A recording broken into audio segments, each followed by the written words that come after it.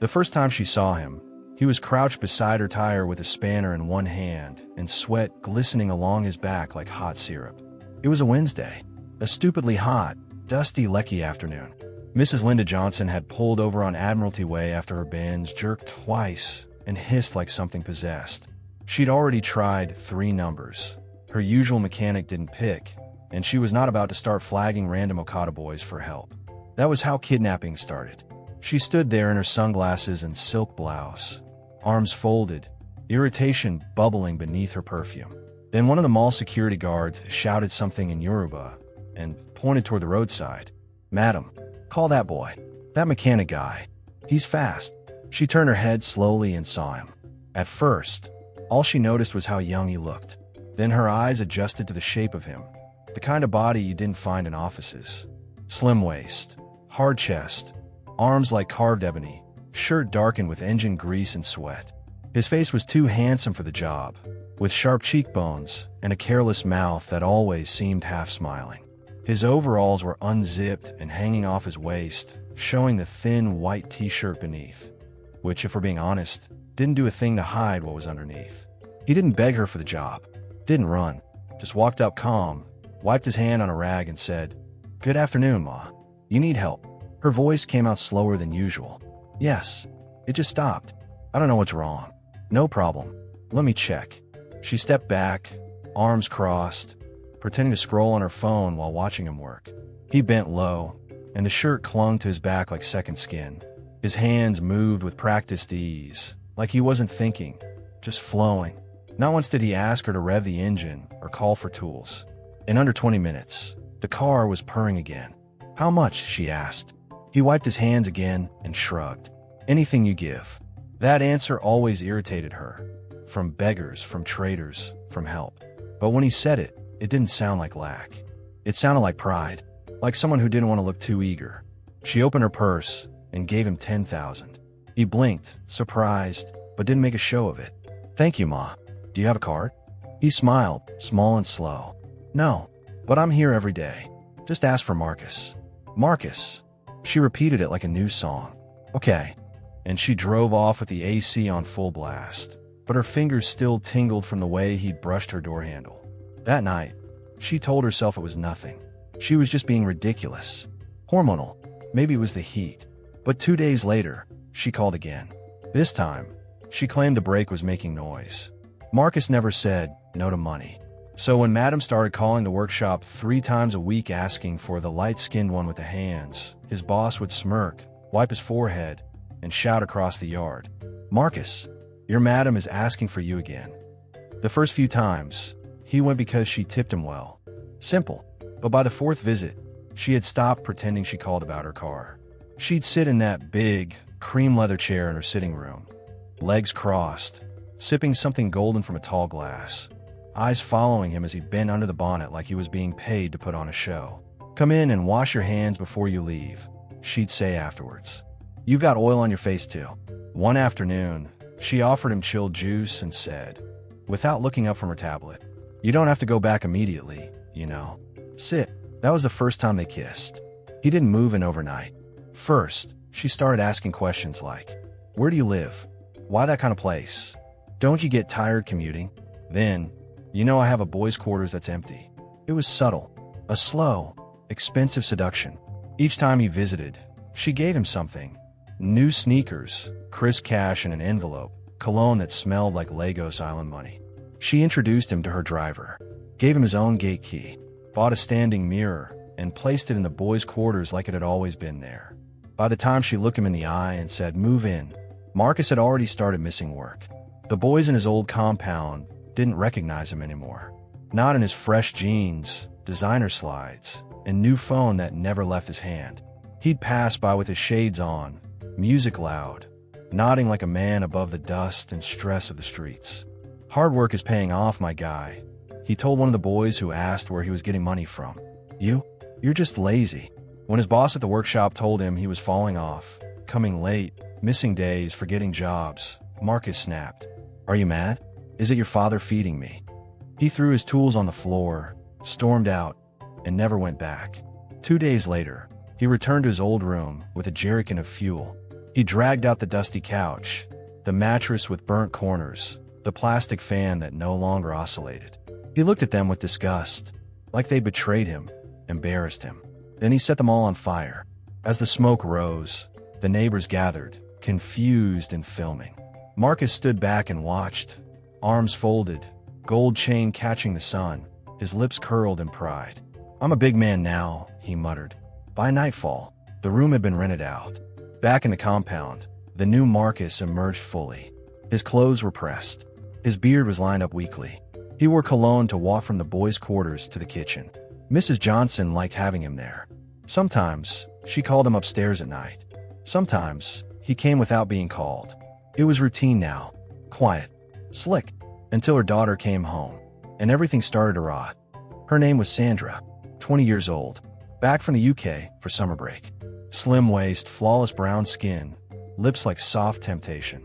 The kind of girl who turned heads just by walking. The day she arrived, Marcus was shirtless in the sun, washing the Prado like it was a holy ritual. His body glistened. His muscles worked. His mind, already somewhere it shouldn't be. Mrs. Johnson pulled him aside that morning. "That's my daughter," she said, voice sharp. "If she asks, tell her you're the house help. And don't get any ideas, Marcus. She's not for you. In fact, stay away. You're trouble." She didn't stop there. When Sandra rolled in from the airport, dragging her suitcase, sunglasses on, wearing confidence like perfume, her mother hugged her and said, pointing in his direction without shame, "He's just a house help, and he's trouble. Stay away from him." Sandra didn't even blink, just gave Marcus a lazy once-over, then another, and walked past him like he wasn't real. But she noticed him. That much was clear. The game started early. She'd linger near the fridge while he wiped down the kitchen counters, brushing past him like accidents were art. She'd call him to help lift her bags, then lean in just a little too close, smile too wide, laugh too hard.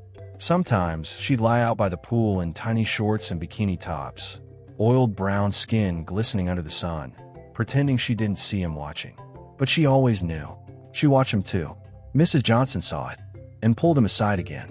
This time her voice was low but burning. "She's not blind, and I'm not stupid. You see how she acts? Stay away from her." Marcus nodded. He really did try. But Sandra had this wild energy. Young, bold, spoiled in a sexy way, like life had never told her no. He felt it pulling at him. Then came the slip. Her mother traveled for 2 nights. Abuja. Business. Marcus stayed behind to manage the compound. He washed the cars, watered the flowers, took out the trash. Sandra came outside in silk shorts and a crop top, barefoot, holding a glass of pineapple juice. She stood by the pool and watched him. "You always this quiet?" she asked. He wiped his hands.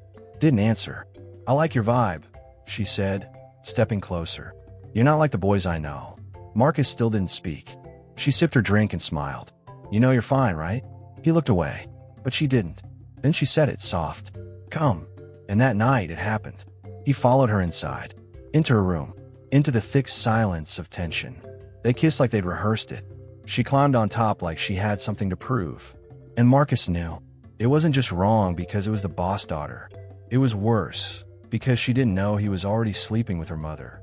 And somehow, that made it feel even better. He didn't stop. They were careful.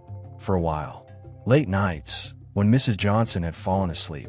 Afternoons when she was out getting her hair done, or at spa appointments in Victoria Island. Sandra would text a single word, "Come." Marcus would slip into her room like a shadow. The air conditioner humming low, her perfume already thick in the room. She was wild, reckless, the opposite of her mother, who liked things slow and controlled. Sandra didn't want control, but the danger was part of the thrill. Mrs. Johnson started to notice. Not proof, just signs. The way her daughter looked fresher these days. The way Marcus avoided her eyes sometimes. One evening, she snapped. "If I find out you're doing anything stupid in my house, Marcus, I swear I'll ruin you." He lied straight-faced. "Auntie, I know, understand." She watched him a moment too long. But the truth came crashing on a Sunday. Rain poured heavy that afternoon.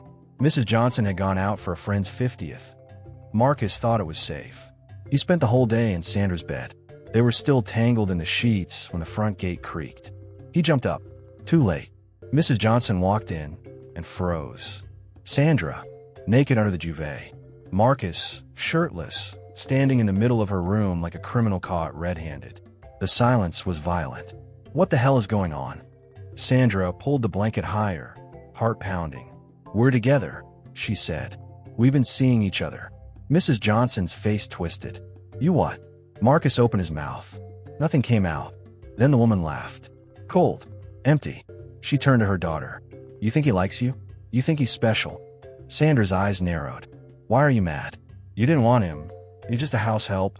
I know, but I really like him. No, her mother hissed. He's my boy. I've been sleeping with him. The room shattered. Sandra's jaw dropped. You what? Mrs. Johnson stepped forward. You heard me. He's my sugar boy.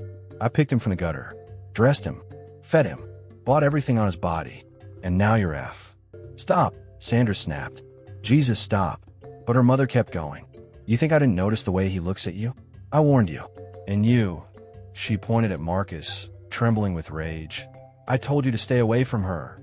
Sandra started to cry. Why didn't you tell me? Because I was ashamed, her mother yelled. He's a boy, Sandra. I knew you'd judge me. And just like that, it was over. Mrs. Johnson turned on Marcus. Pack your things. You're leaving. Now. He tried to speak. She cut him off. You came with nothing. You'll leave with nothing. Every single thing you own. I bought it. She walked off. Call the gate man. Open the gate. Throw him out. No shirt. No shoes. No money. Just Marcus, standing in the rain, watching the only world he knew now slam its gate behind him.